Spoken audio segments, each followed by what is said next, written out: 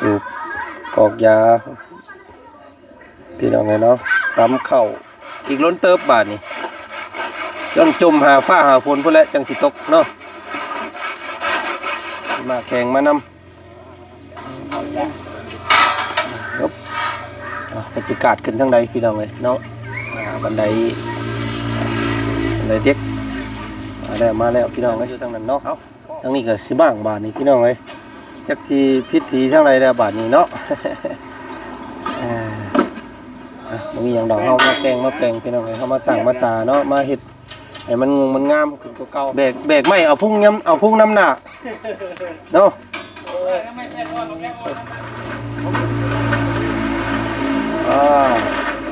เอ็ดปอนลงมาเลยโอ้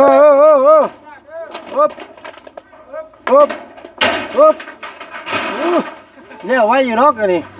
2 4 6 คนมิได้สร้างขึ้นไปซนเพิ่นซื่อโอ้ย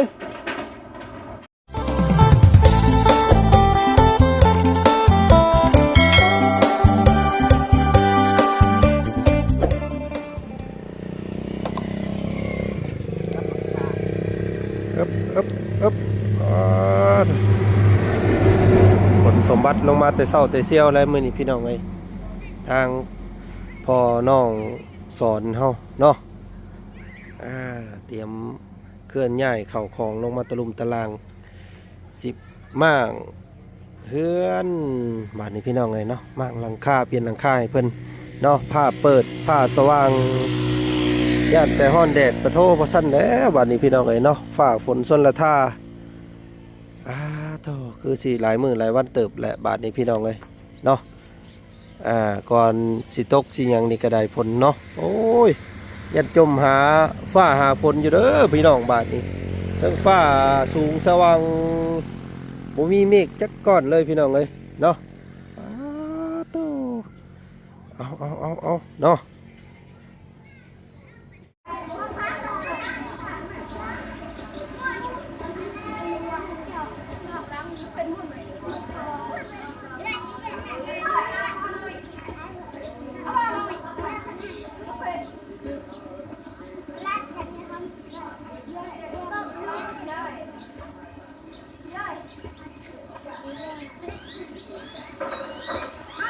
สูบกอกยาพี่น้องไงเนาะตำเข่าบรรยากาศตอนเช้าๆพี่น้องเลยตอนนี้ก็ประมาณ7 โมงเช้าเนาะแต่ว่ามาเช้าเท่าที่เคยมื้อนี้พี่น้องเลยเพราะว่านัดหมายทางสร้างเพิ่นมั่งแต่ช่วงแต่เช้ามันจังบ่ฮ้อนว่าซั่นเนาะพี่น้องเนาะโตพากันตำเข่าปุกเป๊กตอนเช้าตอนเชี่ยวอากาศดีพี่น้องเลยเนาะใบไม้ใบหญ้าเขียวสะอีสะอุ่มซุ่มเย็นตอนเช้าเนาะก็ต้องเข้ามาเบิ่งมาชมพี่น้องเลยทักทายสบายดีเด้อเนาะบัดสุขุสุคนมื้อนี้ก็หวนคืนเข้ามาบ้านน้องสอนพี่น้องเลยเนาะ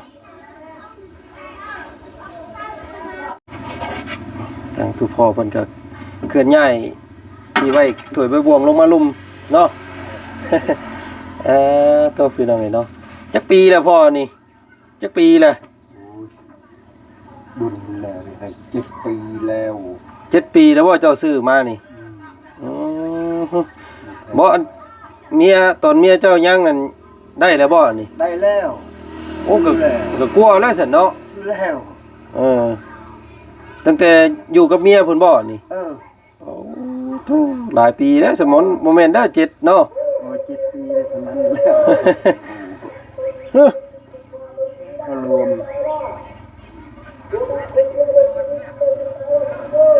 ยังได้บาทนี่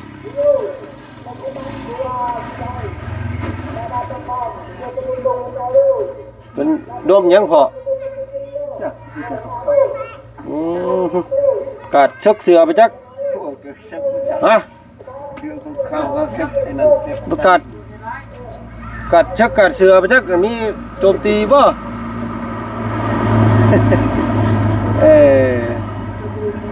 ถ้าแดดคัดกี่ดีมื้อนี้พี่น้องเอ้ยเนาะแดดจ้าแดดแจ้งแดดแจ๊ะลึกกี่ดีมื้อนี้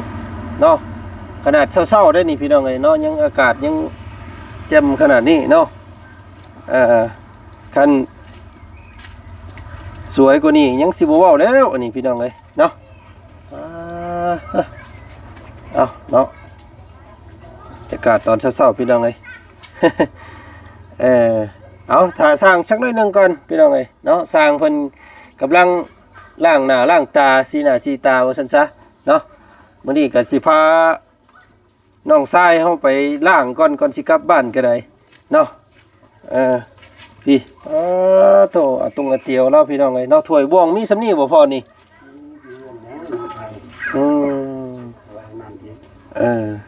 ส่วนหลายตู้พ่อเพิ่นนี่ตามแก้วนี่กินข้าวคกพี่น้องเอ้ยเนาะมันสบายมันจะบ่ได้ล้างถ้วยเนาะพ่อเนาะโอ้คักเราเฮ็ดแบบนี้พี่น้องเอ้ยรอสร้างเพิ่นมาก่อนสักครู่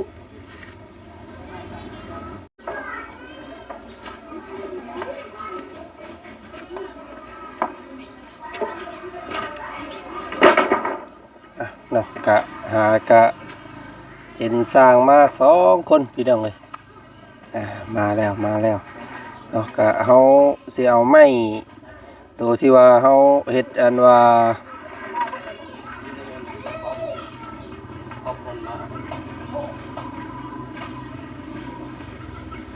เทคัน โอ้ยสมองยังบ่ลื่นพี่น้องยังเศร้าอยู่เนาะตื่นเศร้าโพดมานอนถ่าสร้างแต่ตี4ผู้เนาะสร้างตื่นตี8พี่น้องเอ้ยเนาะก็เลยบ่ถือกันก็เลยแน่บาดนี้ น้องสอนกับบ่อยู่ซ้ำบาดนี้พี่น้องเอ้ยน้องสอนเพิ่นไปตัดกล้วยเนาะไปขึ้นกล้วยก็เลยสิได้มั่งแต่สร้างเพิ่นนี่แหละเนาะเหมารวมเลยพี่น้องเลยทั้งมั่งทั้งประกอบเนาะอันนี้มันต้องได้ใส่ไม้บ่ไอ้มันต้องได้กบไม้บ่มันต้องอนามัยต้องคอปูนออกก่อนเนาะเพราะว่ามันเป็นไม้เทคาน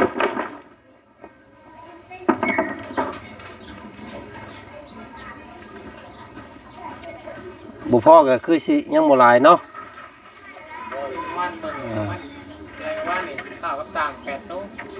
2 4 6อีก2แผ่นเนาะเพื่อเขาตัดตัวนั่นเด้ทั้งตัวสั่นตัวอย่างมันนะจนกรอบไปเลยพี่น้องไงไม่ก็ได้เนาะ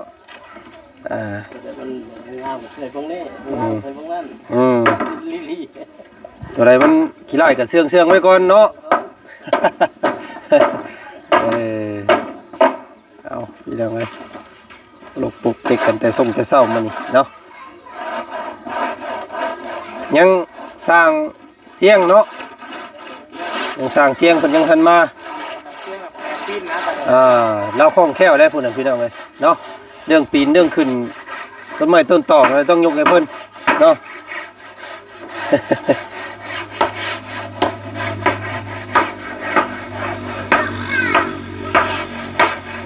ต้องห่วงดอกพี่น้องเลยคำว่าเฮ็ดบ่ได้ก็คือสิบ่ตกดอกฟ้าฝนก็ได้เพราะว่าเบิ่งถึงฟ้าสูงแล้วอีกล้นเติบบาดนี้ต้องจมหาฟ้าหาฝนพุ่นแหละจังสิตกเนาะ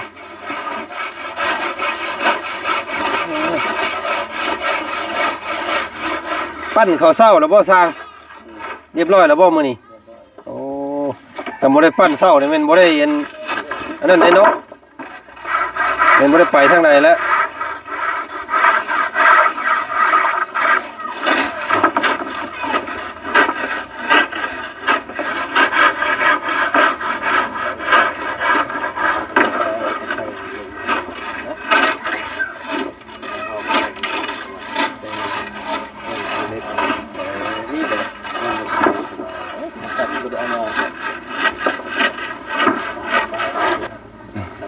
พี่น้องเลยนอกจาก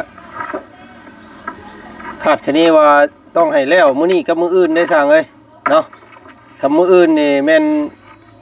ทางพวกเฮาสิได้ลำลากลับบ้านก่อนได้มื้ออื่นพี่น้องเลย เนาะ เออแน่นให้มือเดียวเลยปอตัวพี่น้องเลยเนาะมันหลังคาเนี่ยมันรอบ่ได้เนาะบ่มันมองบ่เห็นฟ้าได้พี่น้องเลยเนาะค่ำมาแล้วมืดปลึงตึงตั้งมาแล้วโอ้ยได้แม่น้ำแล้วเรามือแรง ต้องให้แล้วมื้อนี้ว่าซั่นว้าโตสิไหวบ่พี่น้องให้รุ่นกันเด้อเนาะฟ้าเปิดให้จับเจือมื้อนี้คือสิบ่มีหยังดอกมื้อนั้นมื้อแรงก็ได้เริ่มมืดมาได้บ่ได้ก็เนาะลายเฮ็ดปวกจักนี่พี่น้องเฮ็ดปวกออกได้มันแดดนี่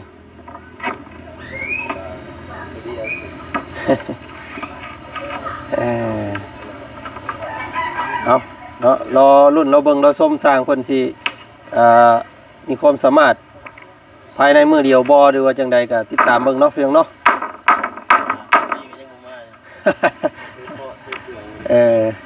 เอายังอีกอุปกรณ์อยู่น้ำสร้างอีกคนหนึงแป๊บหนึงพี่น้องเอ้ย อ๋อสบายดีสร้างพี่น้องเอ้ยเนาะตัวฮ้อนเด้อมื้อนี้เนาะขึ้นหลังคายังบังคับให้ไว้ได้มื้อนี้พี่ โอ้ยเนาะถ้าว่าแดดนี่สู้อยู่แดดเนาะโอ้ก็เตรียมน้ำหิมะมานำมื้อนี้พี่น้องเอ้ยเนาะหิมะแข็งมานำ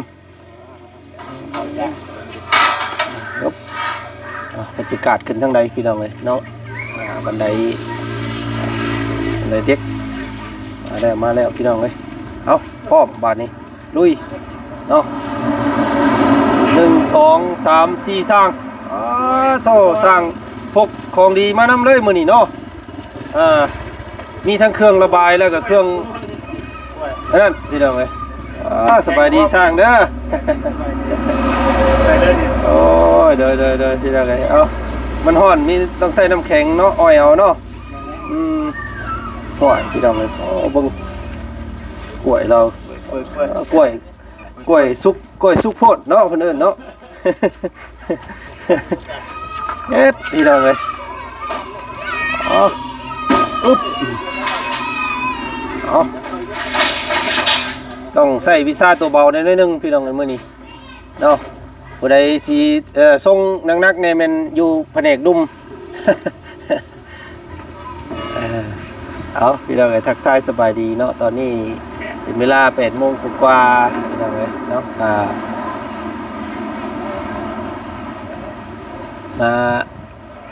ม่างหลังคากับประกอบหลังคามื้อนี้พี่น้องอยู่นำกันเลยเนาะรุ่นเบิ่งว่าสิแล้วมื้อนึงบ่หรือว่าจังใดก็ติดตามเนาะเบิ่งย่านได้เปลี่ยนไม้เปลี่ยนเข่าน้ำอยู่บางส่วนพี่น้องเพราะว่ามันดอกมันผลหัวใส่หลายปีเลยแล้วก็หลายปีเลยนะพี่น้องเนาะ20 กว่าปีแล้วเฮือนหลังนี้เนาะตัวจักเพิ่นเอาอีช้างครอบเอิ้นแต่ปากแต่ข้อเราซื้อเราว่ะพี่น้องเอ้ยไก่หรือว่าลูกหมูโอ้ไก่ก็จัก2 ตัวซะเนาะมันจังพอสร้างเนาะ เอาหลายพีก็เปลืองไก่หลายใบใหญ่เฮือนงามเพิ่นว่าพี่น้องเอ้ยบ่อยอยู่เพิ่นบ่เห็นฮะแผ่นนึงเอาพี่น้องเอ้ยเพิ่นไม้มันโดกบ่ได้เฮือนข้างๆบัดเพิ่นเหยาเนาะพี่น้องเนาะเพิ่นเหยาเหยาคนป่วยทางนั้นก็ได้พี่น้องเอ้ยเทศกันสนั่นอยู่ทางนั้นเนาะทางนี้ก็สิบ้างบาดนี้พี่น้องเอ้ยจักที่พิษผีเท่าไรแล้วบาดนี้เนาะ มันมีอย่างดอกเฮามาแปลงพี่น้องเอ้ยเฮามาสั่งมาสาเนาะมาเฮ็ดให้มันงามขึ้นกว่าเก่าว่าซั่นซะเอาใกล้มาเลยนะยันไม้มันโดกนะไปเหยียบบนไม้แม่นแหละมันเพราะว่ามันเป็นไม้เก่าเลยเด้บัดตัวใดมันพอเปลี่ยนก็เปลี่ยนอย่างนั้นเนาะให้เรามีแป้งทับอยู่ตัวเอาพี่น้องเอ้ยเริ่มเลยเด้อบาดนี้ฮะมันก็สิลงไปพุ่นลุกเลยอ๋อเท่าทางน้องเพิ่นบ่ตกไผตก โอ้พี่น้องเอ้ยเนาะลงหลุมเลยบ่เป็นหยังอันเดียวขึ้นหลังคาแบบนี้บ่สังกะสีมันเก่าเนาะโอ้เหยียบผิดเหยียบบ่ถูกข้าว โอ้ยพี่น้องอันตรายได้เนาะอ่า มันมากเลยเมื่อกี้มันเป็นเออทีนี้ ตรงเล็กเนี่ยเรา โอ๊บเป็นแล้วพี่น้องเลยเนาะเป็นหลังคงหลังคา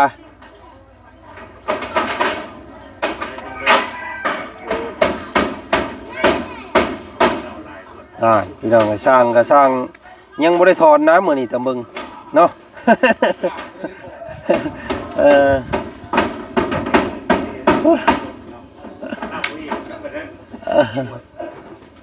เหมาะกับแผนกทั้งลุมมื้อนี้เนาะ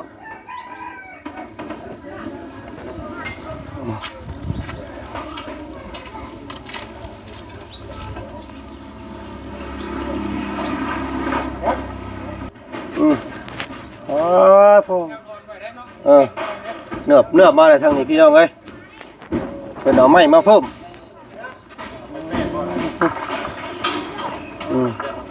เบรกไม่เอาพุ่งย้ำเอาพุ่งน้ำหนักเนาะมองได้เล็กตะปูได้หันปลาเดิน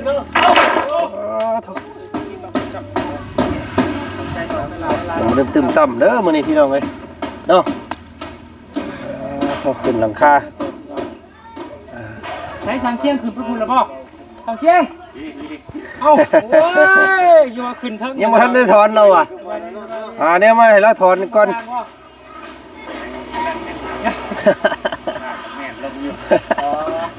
ให้ถึงไปเท่าคนไหนสามสร้างว่าสามสร้างเงินให้100,000ครับมันจะไม่ยังผู้บ้านนี่ก่อนนี่ตกนึงผู้นี้สองคนตายแดงอยู่ใช่มันอยากมากยากแน่เนาะเพราะว่าเป็นเล็กที่เพิ่นปอดลายเด้แต่ก่อนเพิ่นทิ่มลงมาก็ระวังเด้อเหยียบเข้าไปโอ้ยพี่น้องเอ้ยก่อนวันครบเลยเนาะลงใจสร้าง4ไปเลยเพิ่นว่าให้มือเดียวได้เพิ่นบอกได้แม่นสร้างเพิ่นเว้านี่ให้มือเดียวแล้วเราอ่ะเนาะเพราะว่าเราจักว่าเฮาสิมื้ออื่นยันบ่ได้เงินแล้วสบายเนาะ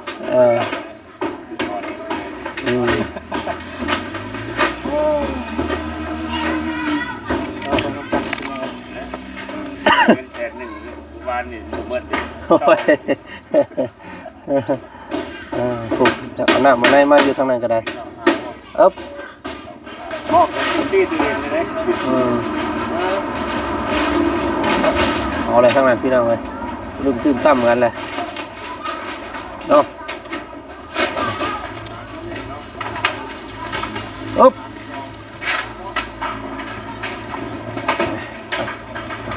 เบิ่งโดยรอบบ้านของน้องเพิ่นก่อนเนาะอุ๊บ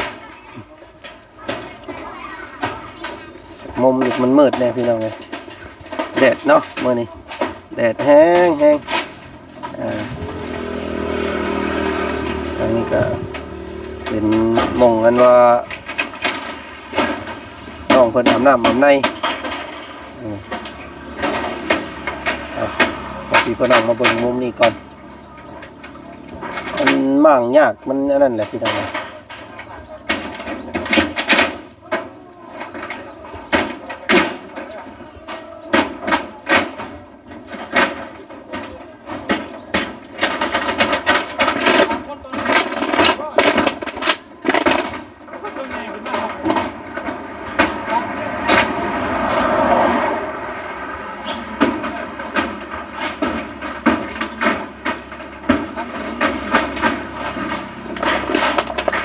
พากันขึ้นไปเทิงเบิดเลยไผสิหับทั้งลุมบาดนี่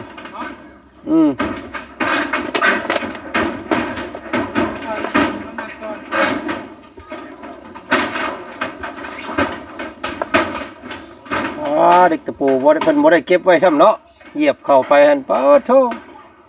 พักปันยังละพี่น้องเอ้ยเอ็ด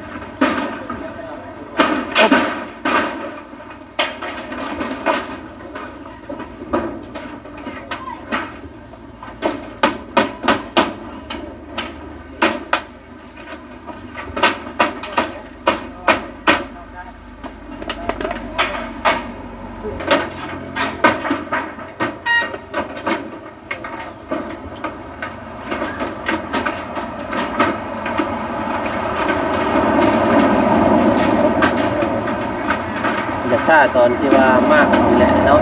มันตอนเป็นไม้เก่าแล้วก็คนมันระวังแล้วเป็นยังไงมันยันมันหักเนาะ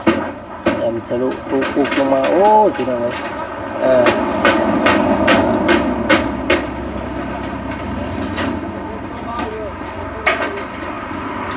อ๊บ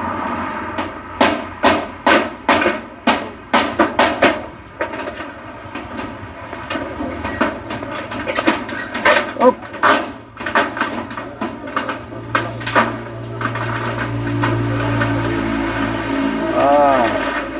เอ็ดปอนลงมาเลยโอ้อ๊บอ๊บอ๊บพี่น้องเอ้ยเริ่มแล้วเนาะมั่งบ้านน้องสอนเพิ่นมานี่พี่น้องเอ้ยปุ๊บตัวสร้างลายนี้นี่เนาะเนี่ยไว้อยู่เนาะกันนี่2 4 6 คนวิธีสร้างขึ้นไปชนเพิ่นนี่ซื่อโอ้ย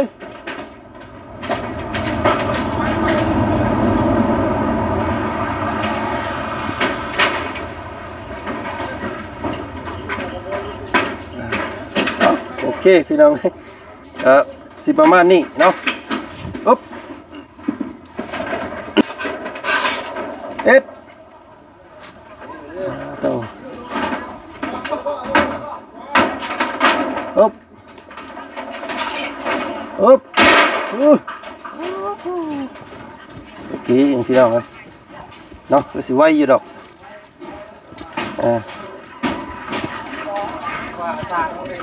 ขาหมดเลย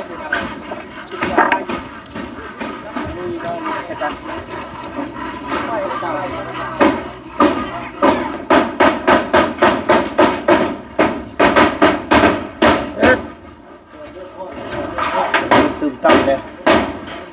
เอาไปเอาไว้เปลี่ยนโสมไปให้เพิ่นเนาะสิงสิงามสำได้นั่นก็ติดตามเบิ่งน้ำกันมันบ่ฮู้บ่ฮู้ก็โอ้ยพี่น้องเอ้ยเนาะขอบใจขอบคุณทางผู้ใหญ่ใจดีที่เพิ่นเมนมือขึ้นมาช่วยน้องเพิ่นเนาะให้บ้านเพิ่นสร้างให้แน่นหนาถาวรเนาะให้มีความปลอดภัยยามพาลมฝนตกซะเอ็ดพี่น้องเอ้ยเนาะเอาเดี๋ยวเฮามาเบิ่งมาชมกันเมื่อเพิ่นมั่างเพิ่นหยังลงมาเรียบร้อยก่อนเนาะยังว่ากันอีกทีนึงพี่น้องเอ้ยเนาะสำหรับนี้ก็ทางบ่จันขอโตอำลาไปก่อนพี่น้องเอ้ยพ้อกันใหม่เด้อเนาะเดี๋ยวก็ติดอยู่นี่บัดมื้อแล้วพี่น้องเอ้ยมื้อนี้ก็ได้เนาะโอ้เห็นบ่ทางนี้เพิ่นหาซื้อไก่บ่พ่อโอ้เพิ่นมาขายไก่นึกว่าเพิ่นมาซื้อไก่มาขายไก่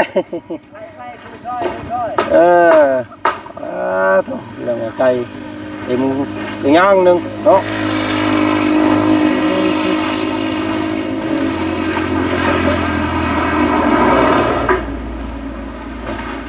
ไปใส่น้ำพี่น้องเนาะขายตัวนี้ได้ไก่พ่อตัวละแสนตัวพี่น้องเลยแพงเนาะไก่กูมือนี่เป็นราคาพี่น้องเลยไปซะเนาะเบิ่งชมกันคลิปหน้าแล้วกันคลิปนี้ไปก่อนพี่น้องสบายดีเด้อบัดสุขสุขคนเจอกันใหม่เนาะให้สร้างเพิ่นใช้สมาธิก่อนพี่น้องเอ้ยมาเด้อวุ้นเด้อ